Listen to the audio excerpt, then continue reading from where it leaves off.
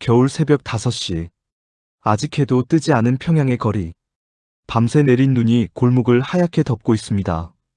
발자국 하나 없는 골목은 고요하다 못해 서늘합니다. 낡은 아파트 창문 사이로 희미한 불빛이 하나둘 켜집니다. 마치 약속이라도 한 듯 같은 시각 같은 이유로 사람들이 깨어납니다. 부엌에서는 작은 석탄난로가 겨우 방 안을 데우고 있습니다. 그 온기마저도 문틈으로 새어나가는 겨울바람에 자꾸만 흔들립니다. 어머니는 오래된 솥을 열어봅니다. 뚜껑을 여는 손끝이 차갑게 굳어 있습니다. 하지만 솥 안에는 아무것도 없습니다. 쌀도, 옥수수도, 남은 것은 바닥에 붙어있는 몇 알의 곡식뿐입니다. 어머니는 그 몇 알조차 조심스럽게 긁어모읍니다. 잠시 뒤, 잠에서 깬 어린아이가 조용히 묻습니다. 어머니, 오늘은 밥 있어요? 어머니는 잠시 미소를 지으려 하지만 쉽게 대답하지 못합니다. 입가에 걸린 미소는 어색하게 흔들립니다. 조금만 기다려보자. 그 한마디를 남긴 채 다시 창밖을 바라봅니다. 그녀의 눈빛에는 아이에게 보이고 싶지 않은 불안이 스쳐 지나갑니다. 창밖에는 사람들이 같은 방향으로 걸어가고 있습니다. 모두 배급소가 있는 쪽입니다. 누군가는 빈자루를 들고 누군가는 양철 그릇을 품에 안고 있습니다. 그릇이 부딪히는 소리만이 골목의 정적을 깹니다. 사람들의 얼굴에는 기대와 불안이 함께 묻어 있습니다. 오늘은 배급이 나오는 날이라는 이야기가 돌았기 때문입니다. 소문 하나에 이른 새벽부터 온 가족의 하루가 걸려 있었습니다. 북한에서는 오랫동안 국가가 식량과 생필품을 공급하는 배급제가 운영되어 왔습니다. 공개된 자료에 따르면 주민들은 직장과 지역을 통해 일정량의 식량을 배급받는 체계 속에서 생활했습니다.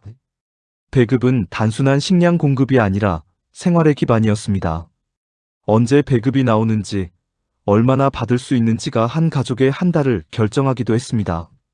그 종이 한 장, 도장 하나가 곧 가족의 생사를 가르는 기준이 되기도 했다는 것입니다. 그렇기 때문에 배급소 앞에는 이른 새벽부터 긴 줄이 만들어졌다고 회상하는 탈북민들이 있습니다. 아버지도 두꺼운 외투를 입고 집을 나섭니다. 손에는 오래된 배급표가 들려 있습니다. 여러 번 접혔다 펴진 자국이 선명한, 낡았지만 소중한 종이 한 장입니다. 그 종이 한 장이 가족의 식탁을 책임질 수 있다는 희망 때문입니다. 배급소 앞에는 이미 수십 명이 줄을 서 있습니다. 입김이 하얗게 피어오르고 발밑에서는 눈 밟는 소리만 규칙적으로 이어집니다. 사람들은 큰 소리로 이야기하지 않습니다. 추위를 이기기 위해 발을 굴리며 조용히 기다립니다. 시간은 천천히 흘러갑니다. 1시간, 2시간, 3시간이 지나도 문은 열리지 않습니다. 줄은 조금씩 흐트러지지만 누구도 자리를 뜨지 못합니다. 줄 맨 앞에서 누군가 작은 목소리로 말합니다. 오늘도 안 오는 거 아니야? 순간 줄을 서 있던 사람들의 표정이 굳어집니다. 누구도 쉽게 대답하지 않습니다. 침묵이 오히려 더 무겁게 내려앉습니다. 탈북민들의 증언을 보면 배급이 예정대로 이루어지지 않는 일이 반복되면서 주민들의 불안감이 커졌다고 회상하는 경우가 있습니다. 물론 지역과 시기에 따라 상황은 달랐습니다. 그러나 많은 증언 속에는 배급을 기다리던 긴 시간이 공통된 기억으로 남아 있습니다. 낮이 되어서야 관계자가 밖으로 나옵니다. 사람들의 시선이 한꺼번에 그에게 향합니다. 잠시 침묵. 그리고 짧은 한마디가 들립니다. 오늘 배급은 없습니다. 그 말이 끝나자 줄은 쉽게 흩어지지 않습니다. 사람들은 서로 얼굴만 바라봅니다. 분노를 표현하는 사람도 없습니다. 큰 소리로 항의하는 사람도 없습니다. 그저 조용히 발걸음을 돌립니다. 그 침묵이야말로 가장 무거운 대답이었습니다. 아버지도 아무 말 없이 집으로 향합니다. 손에는 아침에 들고 나왔던 빈자루만 남아 있습니다. 왔던 길을 되짚어 걷는 발걸음이 유난히 무겁습니다.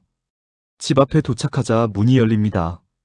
아이는 가장 먼저 아버지의 손을 바라봅니다. 하지만 자루는 여전히 비어 있습니다. 아버지는 아이의 눈을 피한 채 신발을 벗습니다.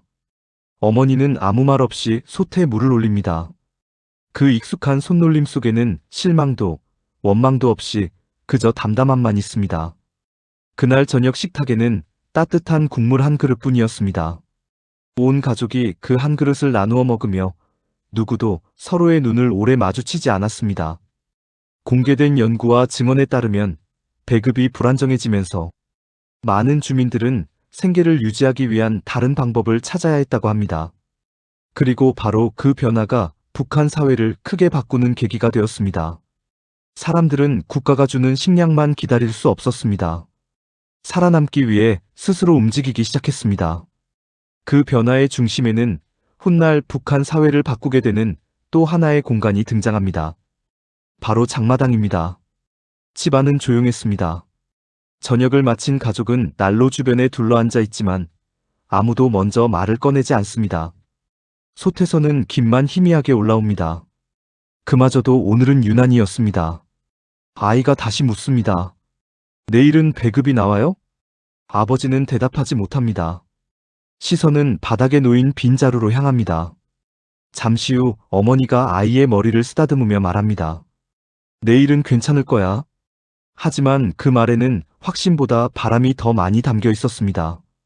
어머니 자신도 그 말을 믿고 싶어서 되뇌는 것처럼 보였습니다. 북한을 떠난 여러 탈북민들의 회고에 따르면 배급이 불규칙해지면서 많은 가정은 새로운 생계 방법을 찾아야 했다고 합니다.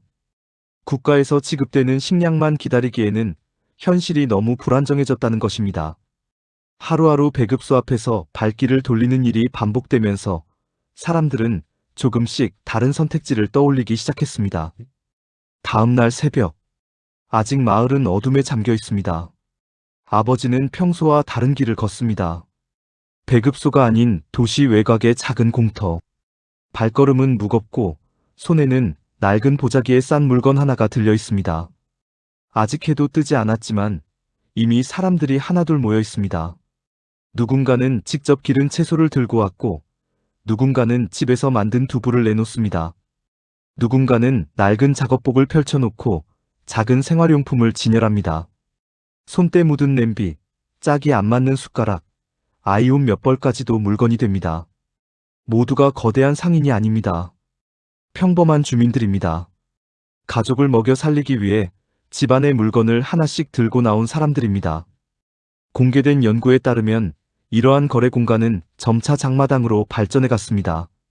처음에는 제한적이고 소규모였지만 시간이 지나면서 주민들의 생활에 중요한 역할을 하게 되었다고 평가됩니다.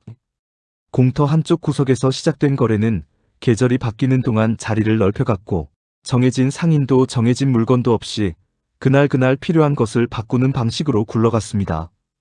탈북민들의 증언에도 비슷한 기억이 자주 등장합니다. 배급보다 장마당을 먼저 찾게 되었다. 필요한 것은 시장에서 구해야 했다. 현금보다 물건을 서로 바꾸는 거래도 있었다. 물론 시기와 지역에 따라 상황은 달랐습니다. 어떤 지역은 비교적 늦게, 어떤 지역은 더 일찍 이런 변화를 겪었다고 전해집니다. 그러나 장마당이 많은 주민들의 생계와 밀접하게 연결되었다는 점은 여러 연구에서도 공통적으로 언급됩니다. 아버지는 집에서 가져온 작은 공구 하나를 조심스럽게 내려놓습니다. 손이 살짝 떨립니다.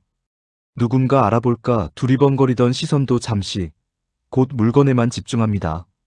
얼마 지나지 않아 한 노인이 다가옵니다. 잠시 물건을 살펴본 뒤 말없이 흥정을 시작합니다.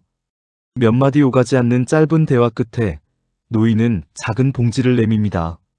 봉지 안에는 옥수수가 들어 있습니다. 아버지는 잠시 망설이다가 고개를 끄덕입니다.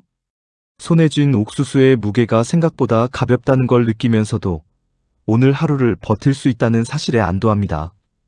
큰 돈을 번 것은 아닙니다. 하지만 오늘 저녁 가족이 먹을 식량은 마련할 수 있었습니다.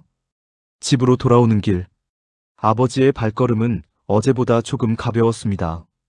빈손으로 돌아왔던 어제와 달리 오늘은 작은 자루 하나를 품에 안고 있습니다. 문이 열리자 아이는 자루를 먼저 바라봅니다. 눈이 순간 커집니다. 어머니는 말없이 자루를 받아 조심스럽게 엽니다. 많지는 않지만 가족이 하루를 버틸 만큼의 식량이 들어 있습니다. 그날 저녁, 오랜만에 솥에서는 진한 김이 피어오릅니다. 아이의 얼굴에도 작은 웃음이 번집니다. 숟가락을 쥔 손이 오늘따라 분주합니다. 그 웃음을 바라보던 아버지는 조용히 창밖을 바라봅니다. 안도감과 함께 내일도 같은 길을 걸어야 한다는 사실이 마음 한구석을 무겁게 합니다. 장마당은 단순한 시장이 아니었습니다. 공개된 연구에서는 장마당이 주민들의 생존을 가능하게 한 공간인 동시에 북한 사회의 경제와 생활 방식에도 큰 변화를 가져온 공간으로 평가하기도 합니다. 사람들은 국가가 공급하는 것만 기다리는 대신 스스로 사고팔고 필요한 물건을 구하고 가족을 지키기 위한 새로운 방법을 찾아 나섰습니다. 탈북민들의 회고 속에는 이런 말이 자주 등장합니다. 그때는 살아남는 것이 가장 중요했습니다. 그 한 문장에는 당시 주민들이 마주했던 현실이 담겨 있습니다. 북한 사회를 이해할 때 우리는 거대한 정치와 군사만 떠올리기 쉽습니다. 하지만 한 사회의 변화는 때로는 거대한 연설보다 비어있는 솥 하나에서 시작되기도 합니다. 배급이 흔들리면서 사람들은 새로운 길을 찾았습니다. 그 선택은 단순히 생존을 위한 행동이었지만 결국 북한 사회의 모습을 조금씩 바꾸는 계기가 되었습니다. 다음 이야기에서는 많은 탈북민들이 가장 힘들었던 시기로 회상하는 고난의 행군을 살펴보겠습니다. 그 시기 평범한 주민들은 어떤 하루를 보냈고 무엇을 희생하며 가족을 지키려 했을까요? 그 이야기를 다음 편에서 이어가겠습니다.